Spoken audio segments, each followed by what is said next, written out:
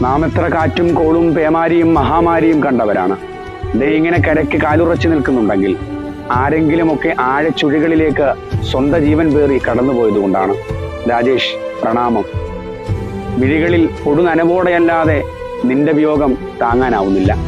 ഇരച്ചു പൊന്തുന്ന ജലപ്രവാഹത്തിലും കൂടെ നിൽക്കുന്നവന്റെ ഹൃദയമിടിപ്പ് കണ്ടവൻ സ്വന്തം ലൈഫ് ജാക്കറ്റ് ഊരി, ബെന്നി നീ ആദ്യം കരകയറ്, ഞാൻ പിന്നാലെ വന്നോളാം. എന്തൊരു മനുഷ്യനാണ് അയാൾ! മരണത്തെ മുഖാമുഖം കാണുമ്പോഴും അയാൾ ഹൃദയത്തിൽ അവസാനമായി പറഞ്ഞിട്ടുണ്ടാവുക എന്തായിരിക്കും? ഭാര്യ, മക്കൾ, കുടുംബം വല്ലാതെ വേദനിച്ചിട്ടുണ്ടാകും. പക്ഷേ ഒരു കാര്യം ഉറപ്പാണ്, അവസാന ശ്വാസത്തിന്റെ പോരാട്ടത്തിലും അയാൾ സംതൃപ്തിയോടെയാണ് പടിയിറങ്ങുന്നത്. കാരണം ഒരു ജീവൻ രക്ഷിക്കുവാൻ കഴിഞ്ഞു.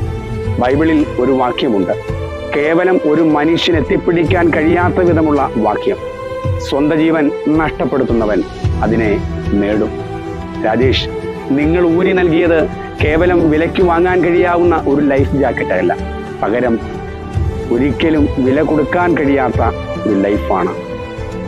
ഈ മനുഷ്യനോളമൊക്കെ സഞ്ചരിക്കുവാൻ നാം ഇനി എത്ര സുവിശേഷമായി മാറേണ്ടിയിരിക്കുന്നു.